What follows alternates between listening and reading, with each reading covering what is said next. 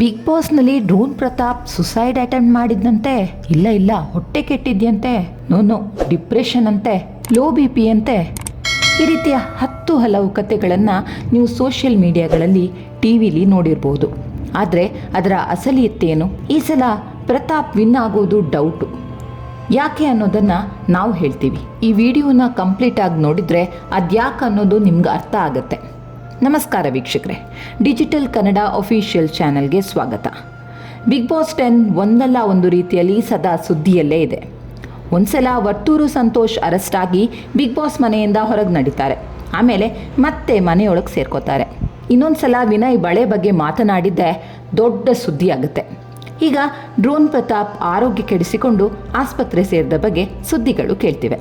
ಇಂಥ ಕಂಟೆಂಟಿಂದ ದಿನೇ big boss ಖ್ಯಾತಿ ಪಡ್ಕೊಳ್ತಿರೋದೇನೋ ನಿಜ. ಪ್ರತಿಯೊಬ್ಬ ವೀಕ್ಷಕ ಬಯಸೋದು ಕೂಡ complete entertainment. Bigg Boss mass ವೀಕ್ಷಕರ ಫೇವ್ರೆಟ್ ಶೋ. ಈ ಸೀಸನ್ನಲ್ಲಿ ಪ್ರತಾಪ್, ಸಂಗೀತ, ವಿನಯ್, ಕಾರ್ತಿಕ್ ಎಲ್ಲರ ಗಮನ ಸೆಳೆದಿದ್ದಾರೆ. ಯಾವಾಗಲೂ ಕಾಂಟ್ರವರ್ಸಿ ಸುದ್ದಿಗಳಲ್ಲಿ ಫೇಮಸ್ ಆಗಿದ್ದ ಡ್ರೋನ್ ಪ್ರತಾಪ್ ಬಿಗ್ ಬಾಸ್ ಮನೆಗೆ ಬಂದ ಮೇಲೆ ಒಂದು ಹೊಸ ಜರ್ನಿ ಶುರು ಮಾಡೋದಕ್ಕೆ ಮುನ್ನುಡಿ ಬರೆದಿದ್ರು. ಇಲ್ಲಿವರೆಗೆ ಡ್ರೋನ್ ಪ್ರತಾಪ್ ಏನೇ ತಪ್ಪು ಮಾಡಿರಲಿ ಅದನ್ನೆಲ್ಲ ಬದಿಗಿಡೋಣ, ಅವರಿಗೆ ಇನ್ನೊಂದು ಅವಕಾಶ ಕೊಟ್ಟು ನೋಡೋಣ ಅನ್ನೋ ಒಲವು ಪ್ರತಾಪ್ ಫ್ಯಾನ್ಸ್ಗಳದ್ದಾಗಿದೆ. ಈ ಸಲ ಅವರೇ ವಿನ್ ಆಗಲಿ ಅನ್ನೋದು ಕೂಡ ಹಲವರ ಅಭಿಪ್ರಾಯ ಆಗಿದೆ. ಆದರೆ ವೀಕ್ಷಕರೇ, ಬಿಗ್ ಬಾಸ್ ವಿನ್ ಆಗೋದಕ್ಕೆ ಹಲವಾರು ರೂಲ್ಸ್ಗಳಿವೆ.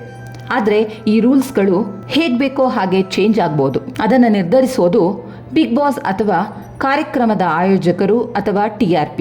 Big boss original show big ಬ್ರದರಲ್ಲಿ ಏನೇನು ರೂಲ್ಸ್ಗಳಿವೆ ಅನ್ನೋದನ್ನು ಒಂದ್ಸಲ ತಿಳ್ಕೊಳ್ಳೋಣ.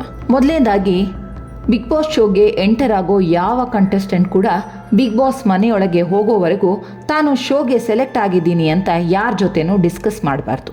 ಹಾಗೇನಾದರೂ ಅವರು ಬೇರೆಯವ್ರ ಜೊತೆ ವಿಷಯನ ಡಿಸ್ಕಸ್ ಮಾಡಿದ್ದೇ ಆದರೆ ತಮ್ಮ ಸಿಕ್ಕಿರೋ ಅವಕಾಶನ ಕಳ್ಕೊತಾರೆ.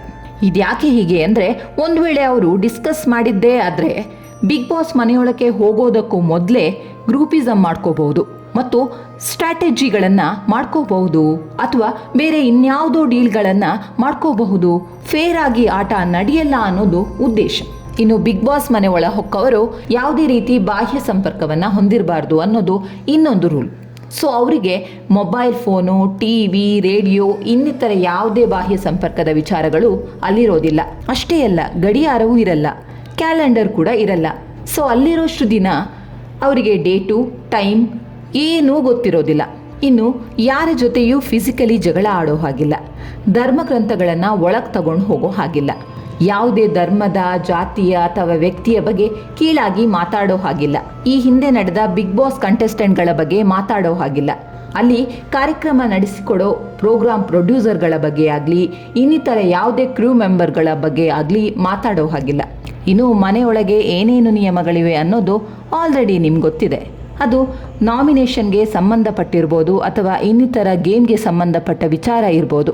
ಇನ್ನು ಕಂಟೆಸ್ಟೆಂಟ್ಗಳು ಎಲಿಮಿನೇಟ್ ಆಗಿ ಹೊರಗೆ ಬಂದ ಮೇಲೂ ಮೀಡಿಯಾದವ್ರ ಜೊತೆ ಮಾತಾಡೋ ಹಾಗಿಲ್ಲ, ಅಥವಾ ಅಲ್ಲಿನ ನಿಯಮಗಳ ಬಗ್ಗೆ ಆಗಲಿ ಅಥವಾ ಇನ್ನಿತರ ವಿಚಾರಗಳ ಬಗ್ಗೆ ಆಗಲಿ ನೆಗೆಟಿವ್ ಆಗಿ ಮಾತಾಡೋ ಹಾಗಿಲ್ಲ. ಯಾಕಂದರೆ ಆ ಕಂಟೆಸ್ಟೆಂಟ್ಗೆ ಬರಬೇಕಾದ ಪೇಮೆಂಟ್ ಇನ್ನೂ ಅವರ ಕೈ ಸೇರಿರೋದಿಲ್ಲ. ಒಂದು ವೇಳೆ ಅವರು ನೆಗೆಟಿವ್ ಆಗಿ ಮಾತಾಡಿದರೆ ಆ ಪೇಮೆಂಟನ್ನು ಬಿಗ್ ಬಾಸ್ ಆಯೋಜಕರು ಹೋಲ್ಡ್ ಮಾಡಿ ಇಟ್ಕೋಬಹುದು. ಒಂದ್ಸಲ ಮನೆಯೊಳಗೆ ಬಂದಮೇಲೆ ಕಾಂಟ್ರಾಕ್ಟ್ ಅವಧಿ ಮುಗಿಯೋವರೆಗೂ ಯಾವುದೇ ಕಾರಣಕ್ಕೂ ಮನೆಯಿಂದ ಆಚೆ ಹೋಗೋ ಹಾಗಿಲ್ಲ. ಎಲಿಮಿನೇಟ್ ಆಗಬೇಕು, ಇಲ್ಲ ಗೆದ್ದು ಆ ಶೋ ಇಂದ ಹೊರ ನಡಿಬೇಕು, ಬಿಟ್ಟರೆ ಮನೆಯಿಂದ ಹೊರ ಹೋಗೋದಕ್ಕೆ ಬೇರೆ ಯಾವ ದಾರಿನೂ ಇರಲ್ಲ. ಒಂದು ವೇಳೆ ಹೋಗಲೇಬೇಕು ಅನ್ನೋದಾದರೆ ಆ ವ್ಯಕ್ತಿ 2 ಕೋಟಿಯಷ್ಟು ಮೊತ್ತದ ಭಾರೀ ದಂಡವನ್ನು ಕಟ್ಟಬೇಕಾಗತ್ತೆ. ಸೊ ಇಷ್ಟೇ ಅಲ್ಲದೆ ಇನ್ನೂ ಅನೇಕ ರೂಲ್ಸ್ಗಳು ಬಿಗ್ ಬಾಸ್ ಶೋನಲ್ಲಿದೆ. ಇಷ್ಟೊಂದೆಲ್ಲ ರೂಲ್ಸ್ಗಳು ಯಾಕೆ ಇವೆ ಅಂದರೆ, ಈ ಶೋ ನ್ಯಾಯಯುತವಾಗಿ ನಡೀಲಿ ಅನ್ನೋ ಕಾರಣಕ್ಕೆ. ಕಂಟೆಸ್ಟೆಂಟ್ಗಳು ಈ ನಿಯಮಗಳೆಲ್ಲವನ್ನು ಎದುರಿಸಿ ಗೇಮ್ಗಳಲ್ಲಿ ಅವರ ಭಾವನೆಗಳನ್ನು ಎಷ್ಟೇ ಕೆರಳಿಸಿದ್ರೂ ಎಲ್ಲವನ್ನ ಸಹಿಸಿಕೊಂಡು ಕೊನೆವರೆಗೂ ಇದ್ದು ಎಲ್ಲರ ಮನಸ್ಸನ್ನು ಗೆದ್ದೋನೆ ಶೋ ವಿನ್ನರ್ ಅನ್ನಿಸಿಕೊಂಡು ಅಲ್ಲಿಂದ ಹೊರಬರ್ತಾನೆ. ಆದರೆ ವೀಕ್ಷಕರೇ, ಇಷ್ಟೆಲ್ಲ ವಿಷಯನ ಈಗ್ಯಾಕೆ ಹೇಳಿದೆ ಅಂದರೆ, ಮನೆಯಿಂದ ಒಂದ್ಸಲ ಹೊರಗೆ ಹೋದ ವ್ಯಕ್ತಿ ಹೊರಗಿನ ಪ್ರಪಂಚಕ್ಕೆ ತೆರ್ಕೊಳ್ತಾನೆ. ಅವನು ಒಂದಷ್ಟು ಜನರ ಸಂಪರ್ಕಕ್ಕೆ ಬರಲೇಬೇಕಾಗತ್ತೆ. ಅವನಿಗೆ ಡೇಟು, ಟೈಮು, ಇನ್ನಿತರ ನ್ಯೂಸ್ ಬಗ್ಗೆ, ಅವನು ಒಳಗೆ ಹೇಗೆ ಆಟ ಆಡ್ತಿದ್ದಾನೆ ಅನ್ನೋದ್ರ ಬಗ್ಗೆ ಅರಿವು ಮೂಡುತ್ತೆ. ಸೊ ಇದರಿಂದ ಆ ಆಟ ನ್ಯಾಯಯುತ ಅನಿಸೋದಿಲ್ಲ. ಅವರು ಮೆಡಿಕಲ್ ಎಮರ್ಜೆನ್ಸಿನೋ ಅಥವಾ ಇನ್ಯಾವುದೋ ಎಮರ್ಜೆನ್ಸಿಯಿಂದ ಹೊರಗೆ ಹೋದಾಗ ಶೋ ಆಯೋಜಕರೊಬ್ಬರು ಅವ್ರ ಜೊತೆ ಇರ್ತಾರೆ ಅನ್ನೋದೇನೋ ನಿಜ. ಆದರೆ ಹೊರಗೆ ಹೋದ ಆ ವ್ಯಕ್ತಿ ಮನೆ ಒಳಗಿದ್ದಷ್ಟು ಐಸೋಲೇಟ್ ಆಗಿ ಇರೋದಿಲ್ಲ ಅನ್ನೋದಂತೂ ನಿಜ.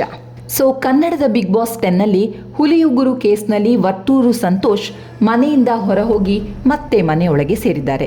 ಈಗ ಡ್ರೋನ್ ಪ್ರತಾಪ್ ಆಸ್ಪತ್ರೆ ಸೇರಿದ್ದು ಮತ್ತೆ ಬಿಗ್ ಬಾಸ್ ಮನೆ ಒಳಗೆ ಹೋಗ್ತಾರೆ. ಅವರು ಮಾತ್ರೆ ನುಂಗಿ ಆಸ್ಪತ್ರೆ ಸೇರಿದ್ದಾರೆ ಅಂತ ಕೆಲವರು ಹೇಳಿದರೆ, ಇನ್ನು ಕೆಲವರು ಫುಡ್ ಪಾಯ್ಸನಿಂಗ್ನಿಂದ ಆಸ್ಪತ್ರೆ ಸೇರಿದ್ದಾರೆ ಅಂತ ಹೇಳ್ತಿದ್ದಾರೆ. ಆದರೆ ಸತ್ಯ ಏನು ಅನ್ನೋದು ಆಯೋಜಕರಿಗೆ ಮತ್ತು ಅಲ್ಲಿರೋ ಕಂಟೆಸ್ಟೆಂಟ್ಗಳಿಗೆ ಗೊತ್ತು. ಬಟ್ ಅವ್ರ್ಯಾರೂ ಈ ಬಗ್ಗೆ ನಿಜಾನ ಯಾವತ್ತೂ ಪಬ್ಲಿಕ್ ಆಗಿ ಬಾಯಿ ಬಿಡೋದಿಲ್ಲ. ಅಲ್ಲಿ ನಡೆಯೋ ಯಾವುದೇ ವಿಚಾರಗಳನ್ನು ಡಿಸ್ಕಸ್ ಮಾಡೋ ಹಾಗಿಲ್ಲ ಅನ್ನೋ ಒಂದು ಇಂಪಾರ್ಟೆಂಟ್ ರೂಲ್ ಅಲ್ಲಿದೆ. ಇದೇ ಕಾರಣದಿಂದ ಬಿಗ್ ಬಾಸ್ 10ನಲ್ಲಿ ವರ್ತೂರು ಸಂತೋಷ್ ಆಗಲಿ ಪ್ರತಾಪ್ ಆಗಲಿ ವಿನ್ ಆಗೋದು ಡೌಟೇ. ಯಾಕಂದರೆ ಬಿಗ್ ಬಾಸ್ ರೂಲ್ಸ್ ಪ್ರಕಾರ ಅವರು ಶೋನಲ್ಲಿ ನ್ಯಾಯಸಮ್ಮತವಾಗಿ ನಡ್ಕೊಂಡಿಲ್ಲ. ಒಂದು ವೇಳೆ ಅವರು ವಿನ್ ಆದರು ಅಂದರೆ ಮೊದಲಿಂದ ಕಡೆವರೆಗೂ ಬಿಗ್ ಬಾಸ್ ಮನೆ ಒಳಗಡೆನೇ ಇದ್ದು ನ್ಯಾಯಸಮ್ಮತವಾಗಿ ಗೇಮ್ ಆಡಿದ ಇನ್ನಿತರೆ ಕಂಟೆಸ್ಟೆಂಟ್ಗಳಿಗೆ ಅನ್ಯಾಯ ಮಾಡಿದ ಹಾಗಾಗಲ್ವಾ? ವೀಕ್ಷಕರೇ, ಈ ಬಗ್ಗೆ ನಿಮಗೆ ಏನನ್ಸುತ್ತೆ ಕಮೆಂಟ್ ಮಾಡಿ ತಿಳಿಸಿ. ಮುಂದಿನ ಸಂಚಿಕೆಯಲ್ಲಿ ಮತ್ತೆ ಭೇಟಿಯಾಗೋಣ. ಜೈ ಭಾರತಾಂಬೆ, ಜೈ ಕನ್ನಡಾಂಬೆ.